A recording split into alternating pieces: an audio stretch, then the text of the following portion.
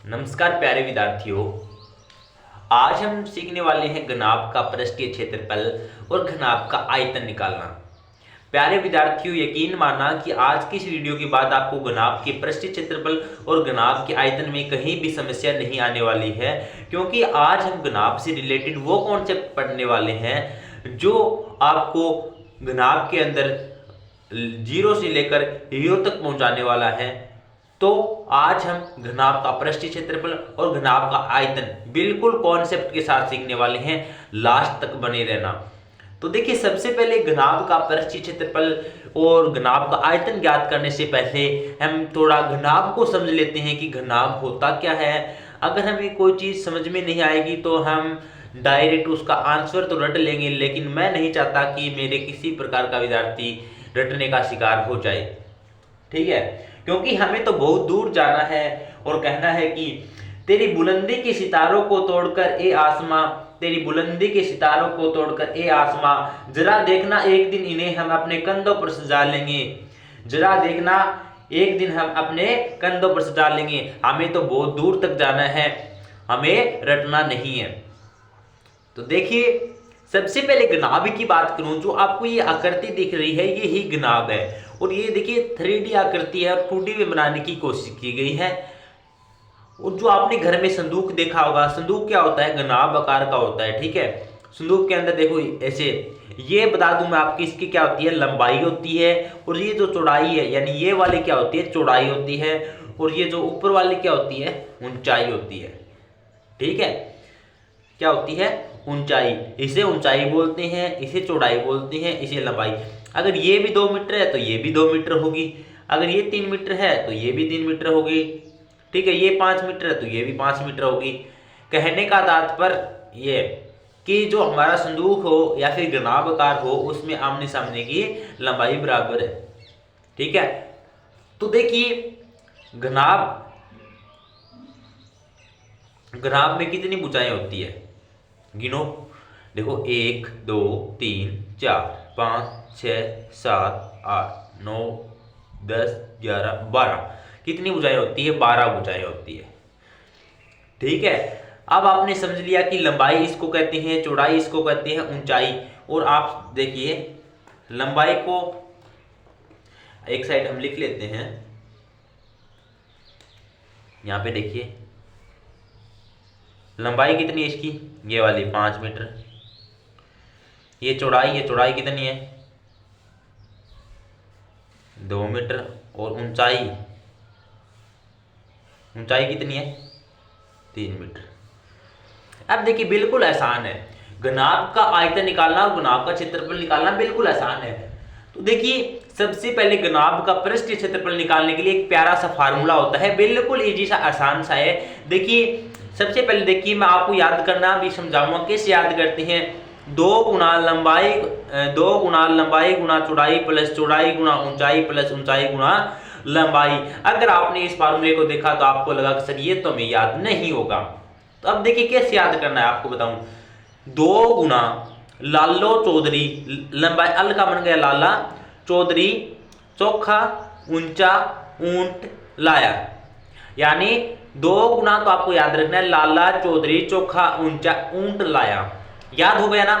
देखिए लाला चौधरी आ गया, फिर प्लस का निशान आएगा, लाला चौधरी आ गया, फिर चोखा ऊंचा आएगा, उनके बीच में गुणा का निशान आएगा, और फिर चोखा ऊंचा आ गया, फिर प्लस का, फिर चोखा ऊंचा ऊंट लाया। ठीक है, कितना आसान हो गया, लाला चौधरी चोखा ऊंचा ऊंट लाया। वास्तव में मजेदार है। देखिए वापिस से पढ़ते हैं, 2 गुना लाला चौधरी चोखा ऊंचा ऊंट लाया। अगर ये फार्मूला याद हो गया ना, वास्तव में यकीन मानना कि ये आपको चुटकियों का काम हो जाएगा। घनाभ का पृष्ठीय क्षेत्रफल ज्ञात करना और घनाभ का आयतन तो वैसे भी इजी है ज्ञात करना। तो सबसे पहले देखिए 2 गुना लंबाई कितनी दी गई है, 5 मीटर गुणा है, यहाँ पे देखो गुणा है तो यहाँ पे गुणा। चौड़ाई देखो कितनी है, 2 मीटर, 2 लिख दी। फिर आगे प्लस का निशान है, प्लस लिख दिया। फिर चौड़ाई कितनी है, चौड़ाई दे रखी है 2 मीटर गुणा ऊंचाई कितनी दे रखी है, ऊंचाई 3 मीटर, ऊंचाई 3 मीटर। देखिए जैसे जैसे बोल रहा है वैसे वैसे लिख रहा हूं मैं, अभी कुछ नहीं किया, हमने डायरेक्ट ये देखा है कि ये इसकी लंबाई है, ये उसकी चौड़ाई है, ये उसकी ऊंचाई है, और एक हमने याद किया है 2 गुना लाला चौधरी चोखा ऊंचा ऊंट लाया, ठीक है, उसके अकॉर्डिंग चल रहा हूं, बस नक्कल मार रहा हूं, ये मानो कि कुछ नहीं है, नक्कल लगानी है। देखो कुछ है ही नहीं कॉन्सेप्ट, बिल्कुल आसान है। तो 5 गुणा 2 यहां तक आएंगे, फिर प्लस का निशान, फिर ऊंचा यानी ऊंचाई कितनी है 3 मीटर, और गुणा लंबाई कितनी है, लंबाई देखो लंबाई है 5 मीटर। अब इसको हल करो, देखो मैं 2 गुणा, अब इसको हल करना, नीचे हल कराता हूं मैं आपको इस लाइन को नीचे हल कराता हूं। 2 गुणा ब्रैकेट में 5 को 2 से गुणा किया, 5 दूनी, देखो 5 को 2 से गुणा किया 10, 5 दूनी 10, फिर प्लस का निशान, 2 को 3 से गुणा किया 2 3 6, फिर प्लस का निशान, 3 को 5 से गुणा किया 15। उसके बाद देखो इनको आपस में जोड़ो, क्योंकि पहले ब्रैकेट हल करते हैं, इनको जोड़ो, 10 और 6 16, 16 और 15 31, कितना हो गया 31, 31 को 2 से गुणा कर दो, कितना आ गया 62, और क्षेत्रफल निकाला है तो क्या आ जाएगा 62 सेंटीमीटर स्क्वायर। वास्तव में कितना आसान है ना, बिल्कुल आसान है। देखिए 2 गुना लाला चौधरी चोखा ऊंचा ऊंट लाया, लंबाई हमने जानी किसे कहते हैं, चौड़ाई किसे कहते हैं, ऊंचाई किसे कहते हैं। अगर ये सभी चीजों को समझ गए, आपको ये फार्मूला याद हो गया, तो आपको कोई नहीं रोक सकता नाप का पृष्ठ क्षेत्रफल निकालने का में। देखो नाप का पृष्ठ क्षेत्रफल निकालने में आपको कोई नहीं रोक सकता, अगर आप ये समझ गए कि इसे लंबाई कहते हैं, इसे चौड़ाई कहते हैं और इसे ऊंचाई कहते हैं, तो आप बिल्कुल चुटकियों में इसे हल कर सकते हैं। आई होप कि आप घनाभ का पृष्ठीय क्षेत्रफल निकालना सीख गए होंगे। अब बात करते हैं घनाभ का आयतन कैसे ज्ञात करते हैं। तो घनाभ का आयतन ज्ञात करने के लिए होता है लंबाई गुणा चौड़ाई गुणा ऊंचाई। अगर मैं इसे इंग्लिश में लिखने की बात करूं, कई बार हम क्या लिखते हैं L into B into H. L का मतलब होता है लेंथ यानी लंबाई, B का मतलब ब्रेथ, H का मतलब हाइट। बात यही है, आप इससे हल करो तो इसी करो। चलो इसी से करा लेता हूं आपको। लंबाई कितनी दे रखी है, लंबाई देखो 5 मीटर, इंटू चौड़ाई कितनी दे रखी है 2 मीटर, इंटू ऊंचाई कितनी दे रखी है 3 मीटर। इनको गुणा करो, 5 दूनी 10, 10 दिया 30 मीटर। क्या गया 30 मीटर। वो भी क्या आएगा बताओ 30 मीटर, सॉरी यहाँ पे मीटर क्यूब मीटर स्क्वायर आएगा, क्योंकि यहाँ सभी लंबाइयाँ मीटर में थी सभी दूरियां, तो मीटर स्क्वायर आएगा। और यहाँ पे अगर हमने आयतन ज्ञात किया तो क्या आएगा मीटर क्यूब, क्योंकि आयतन हमेशा क्यूब में होता है।